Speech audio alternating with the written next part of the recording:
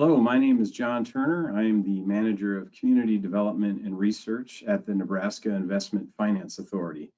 The Coronavirus Aid, Relief, and Economic Security Act, also known as the CARES Act, is a $2.2 trillion economic stimulus bill passed by Congress and signed into law by President Trump on March 27, 2020, in response to the economic fallout of the COVID-19 pandemic.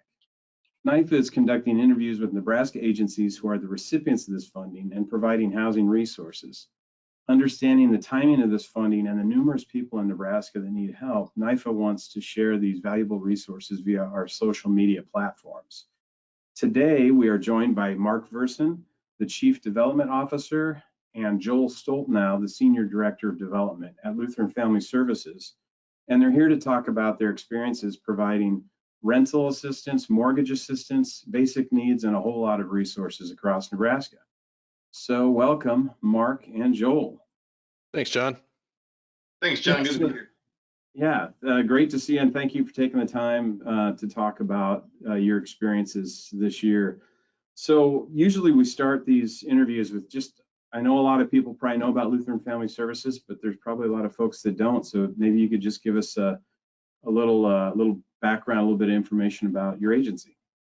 Sure, thanks, John. And so us at Lutheran Family Services, we've been in corporation for 128 years now, which is a history we're extremely proud of, starting in Fremont to now that we are statewide, including Western Iowa. So from Council Bluffs to North Platte in terms of physical presence, but now especially with the coronavirus and COVID-19, really being able to serve statewide in the virtual sense. And that's something that part of our strategic plan was to be able to serve all the communities that we're called to serve.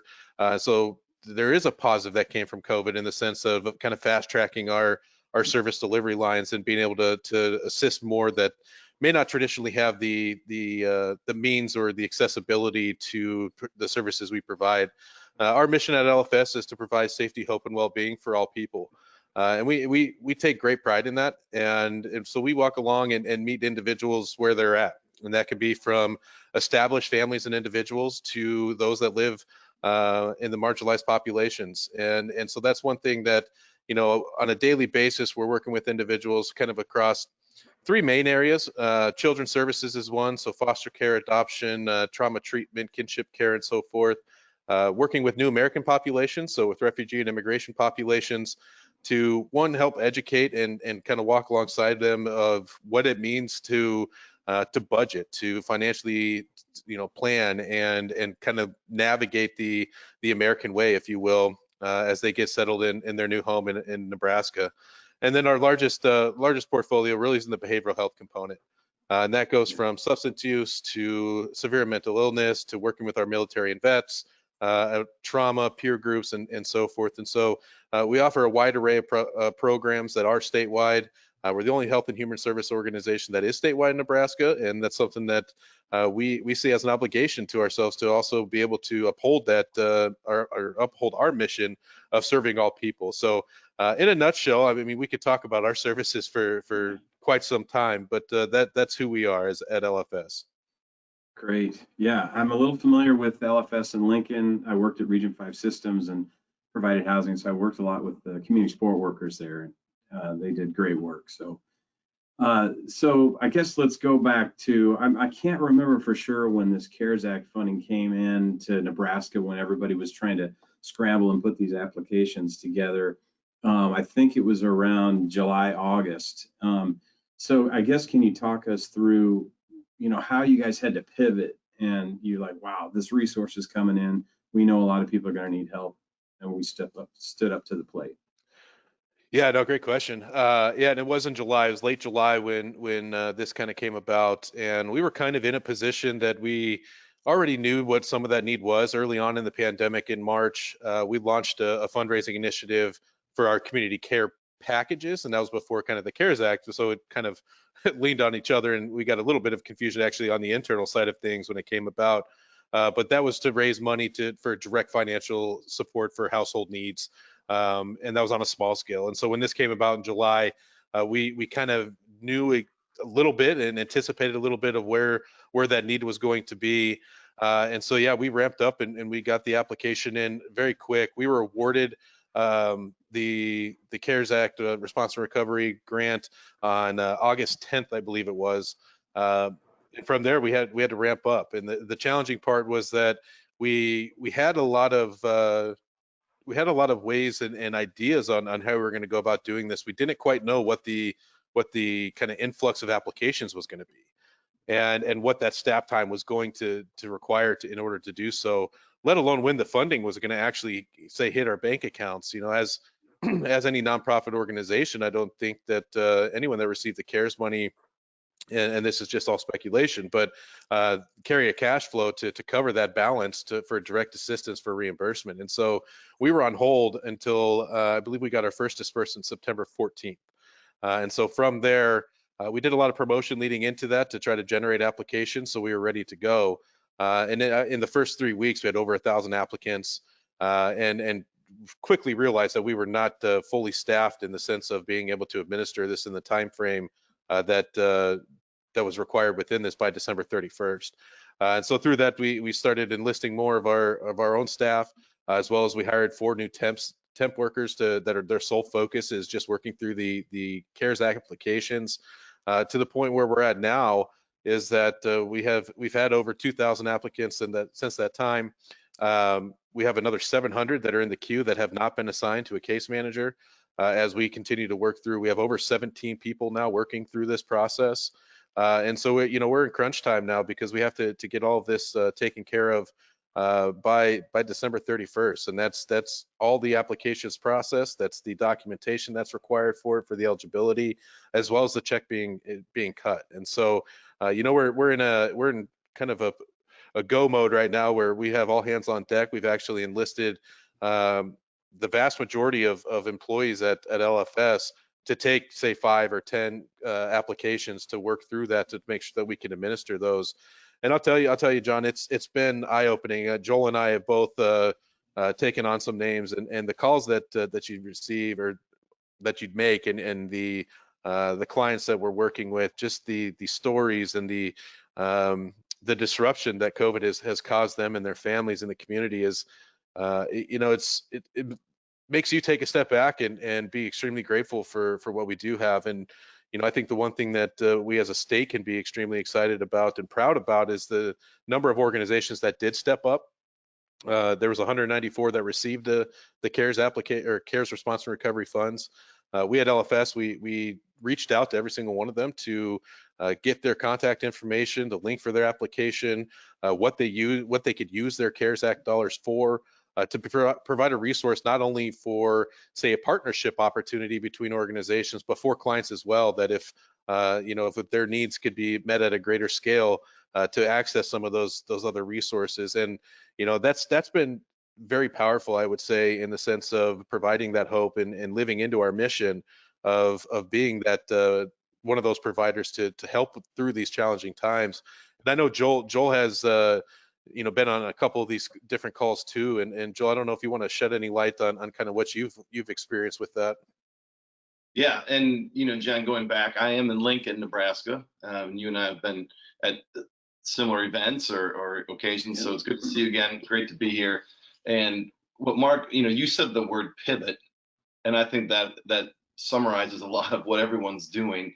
And as Mark kind of laid out that timeline of how things were going, we kind of had ambitions, or we certainly was within our mission to want to help people with these basic needs and be there for people during this time of disruption. So when it came along, it was pretty natural. And I'm also not just Lincoln, but statewide. So I spent some time in North Platte, and I think it's pretty telling that aside from Omaha and Lincoln metro communities, that Lincoln County area has a large number of applicants too, which makes us very proud.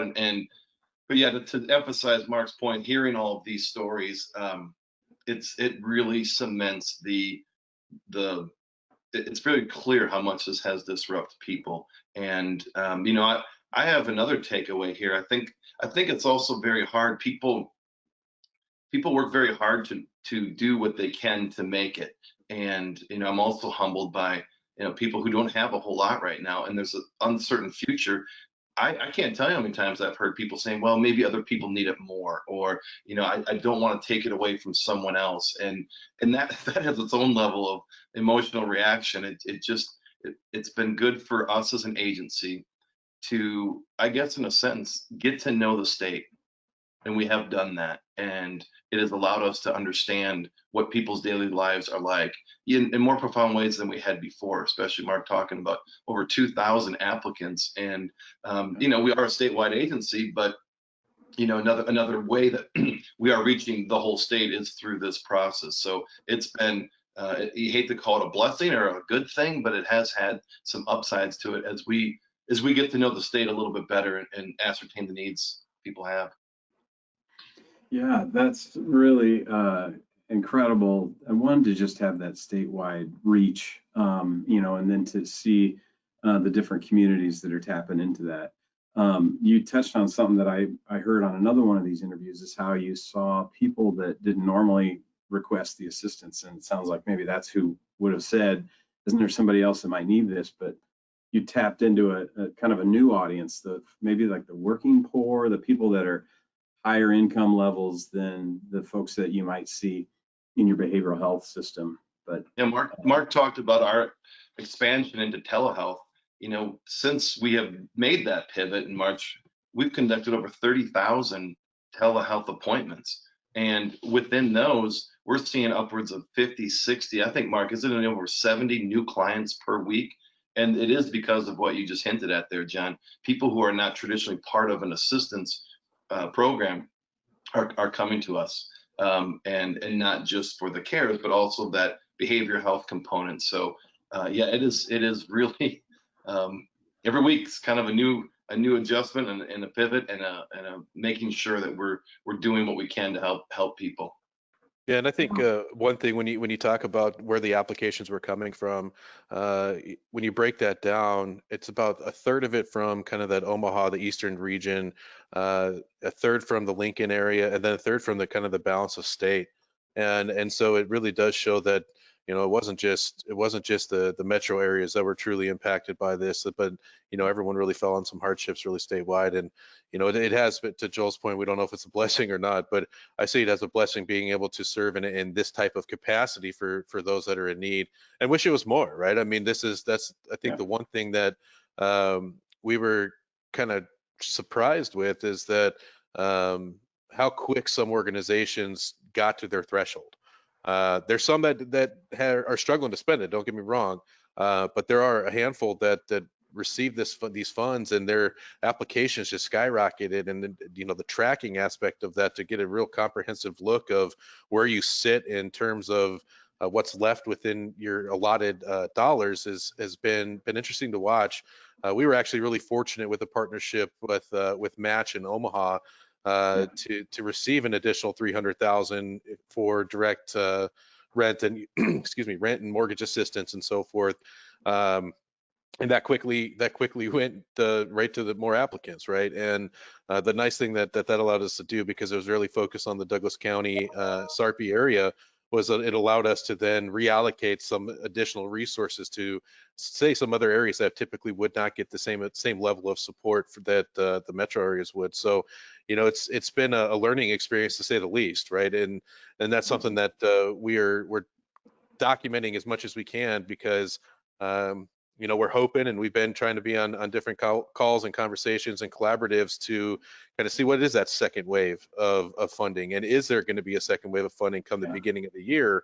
Because that's the one thing that I would say has been the pretty common theme, is that there's a sense of uncertainty come January 1, when these CARES Act dollars aren't available, and what's going to happen to those individuals that are trying to remain in with a roof over their head. And that's something that I think collectively, as organizations across the state, we can continue to partner to make sure that we can use each other's resources, use each other's assistance to make sure that collectively we can continue to uplift the state of Nebraska.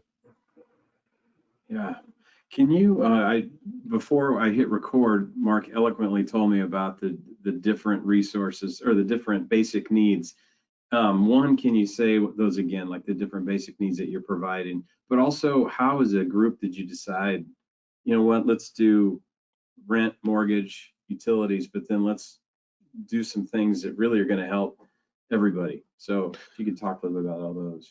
Yeah, absolutely. So the biggest pocket of the funds that that we were awarded, and we were awarded after the additional about just shy of 2.4 million to administer across the state. So rent and mortgage assistance, you know, when we looked at, well, do we just do rent? Because that's the one thing that I've learned as well from visiting with other organizations on a couple of these different collaboratives, is that some organizations did restrict that solely to rent. But what we learned as well is those that were in that had the opportunity to purchase a home, that say both individuals lost their income with kids in school, right? They fell behind as well in the mortgage side of it. So we decided that we wanted to make sure that we could serve those individuals as well. So rent and mortgage is kind of the biggest pocket. The basic needs kind of package, if you will, that we have is up to $400. And that can be used for utilities. It could be used for, say, cell phone bills. It could be household items, food, diapers, whatever it may be, really to try to help offset that need for on the housing side, right? Because if you're just trying to keep a roof over your head, we recognize that was going to be a challenge to meet the needs of say other areas. So that's the basic needs sides of it. And then the one thing, and this really kind of relates back to the efforts that we did early on in the pandemic around raising funds for our care packages, was that there was a need for devices to access online resources. And so we have 700 prepaid cell phones with 2 months data plans, as well as then 700 tablets for households to be able to access online resources and be able to help, again, assist with, say, if you have kiddos at home that are doing remote learning or need to access some of the remote tools that are being sent out from the school or even from your employer that you're, say, on unemployment and waiting for that call, or if you're on furlough, whatever it may be. We recognize that devices was going to be a need as well. And so that was one area that, you know, when reaching out to the other organizations, that not a lot of other organizations provided that opportunity. And so we thought it was a great chance for us to, again, make an impact in a different way. You got to be connected, you know, for job applications or just any resources nowadays. And I know, you know, you hear a lot about rural Nebraska not having the connectivity, so it's good. Yeah, Mark, just a detail too. I believe the money can be used for a down payment, right? For someone who's in that limbo for the down payment on a first month's rent or whatever. Yeah, for kind of rehousing if there was a situation to get that first and last month. You know, the the one thing we did too, John, was we did set a max at $1,000 for our rent and mortgage side of it. And that was really just on the projection side of things, of wanting to serve as many as we can. You know, I think that's one thing that other organizations as well, Match, United Way, and so forth, they didn't have a threshold on that. And so it was one of those that at times, again, of, you know, looking at the average rent, if you will, for a lot of our clients, that's kind of helped us guide us to that level. But we also know that, and that's where I think that partnership that I was talking about earlier is so vital, is that, you know, if there's someone that is 3, 4, 5 months behind in rent, that maybe we weren't the best ones to serve them. And so that partnership referral system to other organizations was vital to really just address the overall need. Because in the end, it's not about LFS, it's not about NIFA or anything else. It's about keeping individuals in their homes.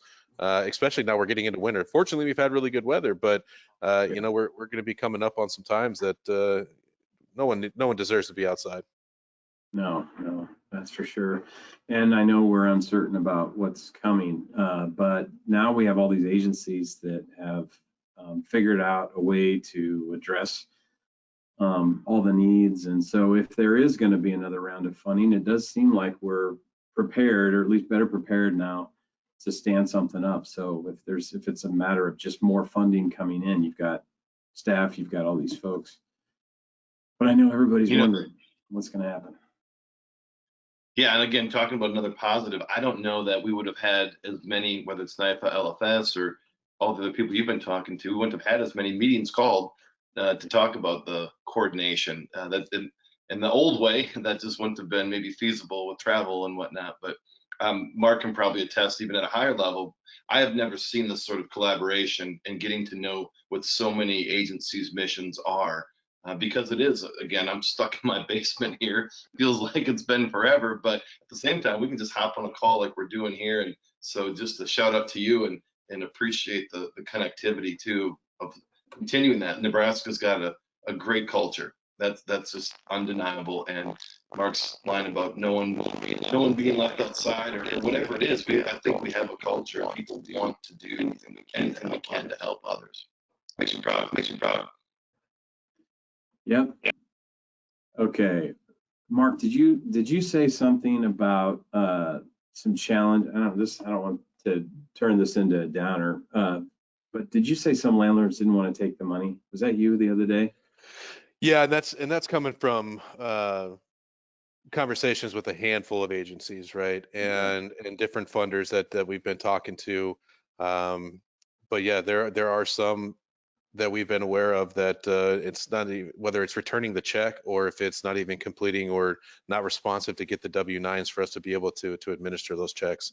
And so that has been a challenge, and it's sad really what it is, right, when it comes down to it. And again, there's assistance out there that we and collectively as nonprofits that receive some of these funds that are trying to address that, something that we hope that it's not the issue, and we hope that there was more to it, but that is something that we have heard, and a challenge that I think a lot of organizations again are trying to together to make sure uphold. So Yeah. Well, and I wonder if there's something, that we can all do. I know that NIFA has done a lot of property manager specific trainings. We do, we have our low-income housing tax credit developments throughout the state, and those property managers attend trainings, and we are in communication with them. We have a profile of Nebraska that collects data for us, and they do landlord surveys. I'm just wondering if there's some dialogue that could happen. What we've learned,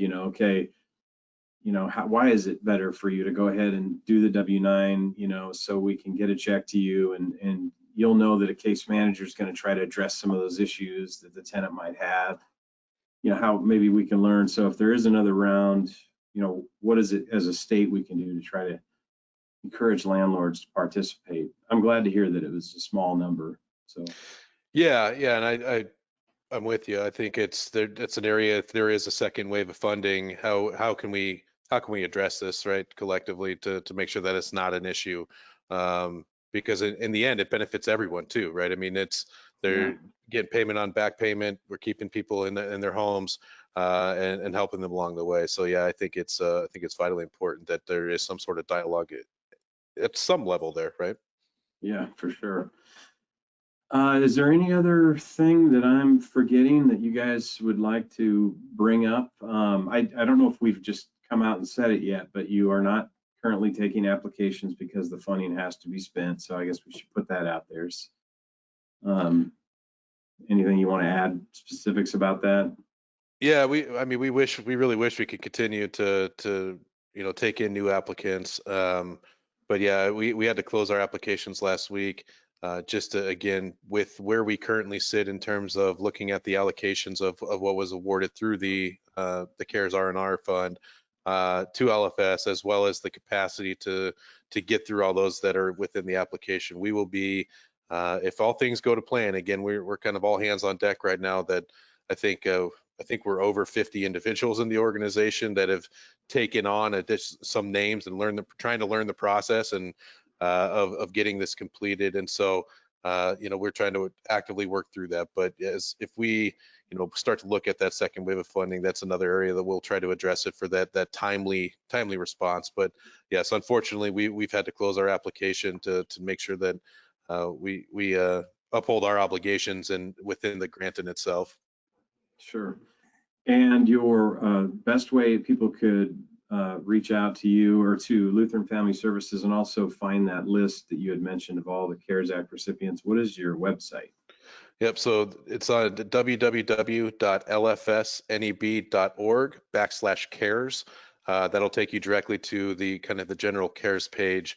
there is still the link on there. It's within the second paragraph. Once you get in there, that takes you to an external link that gives you the full access to view what the resource is. And highly encourage people to do so, because, you know, we talked to a handful of them still, but there's, I believe, still a number of organizations that do have their applications open. And so depending on the different parts of the state that someone may be in, there could still definitely be potential for some assistance. Sure, and I do know that the agencies that normally received Housing and Urban Development HUD funding through the Emergency Solutions Grant, those agencies got a bump in there. There was like a Emergency Solutions Grant coronavirus funding, and those are actually spread out, I think, for 2 years. I think 2 years from July. So there are still some resources out there with those agencies, and I know that specifically in the balance of state, a lot of those HUD-funded agencies expanded resources. Yeah, and I think even on top of the CARES Act, right, it shows what organizations are even around, right? Because even outside of the CARES Act dollars, we're still here to support in other ways too. And I think that's just as important. And just thinking about Joel mentioned earlier, we're all sitting in our basements right now, right? And the isolation and everything else, it just can cause a handful more challenging situations, and so we just encourage everyone to seek the assistance that might be able to help get through these challenging times, so we get back to whatever normalcy will look like when it's all done, right? And hopefully that's not too far down the road, and we can reflect back on this time and see that as a state we collectively came together to make sure that people are being served and their needs are being met. Exactly. Joel, you got any closing thoughts? Well, I don't know what my mute button did here. Hopefully you hear my voice all right. Yes. No, I just echo all of those. I really appreciate the time, and it's been a good time. Like I said earlier, it's been a good time to learn about what other agencies are doing. I think you nailed it, John. You said when the next opportunity comes, we might be able to look back and say we learned a lot, and we kind of got a little baptism by fire and learned in a hurry. But no, it's really exciting to think of those future partnerships and opportunities. Thanks for all the good work you guys do. Good to see you again. Yeah, you too. Well, Mark and Joel, we really appreciate you being here today. We'll put this out on our social media platforms, and all of the other CARES conversations that we've done are on our YouTube channel at NIFA Housing, or you can go to our website, nifa.org/community development, and they're all there as well. So thanks a lot to both of you. Sounds good. Thanks so much, John. Hope you guys all have a great holiday. You too.